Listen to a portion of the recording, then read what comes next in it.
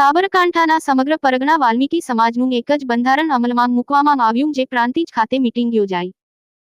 ગુજરાતમાં સૌ પ્રથમવાર સાબરકાંઠામાં વસતા સમગ્ર પરગણા વાલ્મીકી સમાજના આગેવાનોએ પ્રાંતિજમાં આવેલ રૈન બસેરા ખાતે મીટિંગ યોજાઈ, જેમાં સાબરકાંઠા વાલ્મીકી પરગણાના તમામ ગામના આગેવાનો, સમાજના દાતાઓ અને સેવાભાવી લોકો ઉપસ્થિત રહ્યા હતા।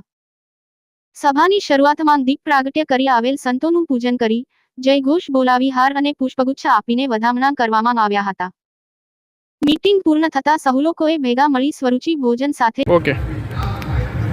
ચૌહાણ, સાબરકાંઠા જિલ્લા વાલ્મીકી સમાજના પૂર્વ પ્રમુખ, આજરોજ પ્રાંતિજ ખાતે સમગ્ર સાબરકાંઠાના વાલ્મીકી સમાજના ભાઈઓ જે અલગ અલગ પરગણામાં જે વહેંચાયેલા હતા અને એમના લેતી દેતીના અલગ અલગ પ્રકારના વ્યવહારો હતા, એમને ભગીરથ કાર્ય માનનીય જગદીશભાઈ સોલંકી હિંમતનગર મેયરના એક સુચારુ સજેશનના કારણે અને એ.કે. સાહેબ રાઠોડના પણ સજેશનના કારણે આજે પ્રાંતિજ ખાતે સમગ્ર સાબરકાંઠાના પરગણાના ભાઈઓ જે આજે ભેગા થયા અને હવે સમગ્ર સાબરકાંઠાની અંદર પરગણા ભલે અલગ અલગ રહેશે, એના વહીવટદારો ભલે અલગ અલગ રહેશે, પણ જે લેતી દેતીના જે વ્યવહારો છે, જે નાણાકીય વ્યવહારો છે, કે કન્યાદાનના વ્યવહારો છે, જે અલગ અલગ જે વ્યવહારો છે, એના નિયમો એક સરખા બની જાય। જ્યારે સાબરકાંઠામાં કોઈપણ વ્યક્તિ પગ મૂકે ત્યારે એક જ બંધારણનો એને લાભ મળશે।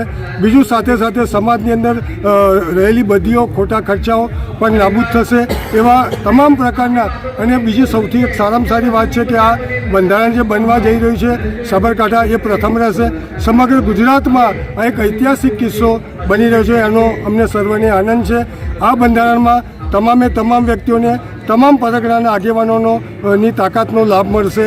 એ શુભ આશયથી અમે આજરોજ પ્રાંતિજ ખાતે યજમાન બનીને સમગ્ર સાબરકાંઠાને તેડાવ્યું છે। જય ભીમ, જય ભીમ।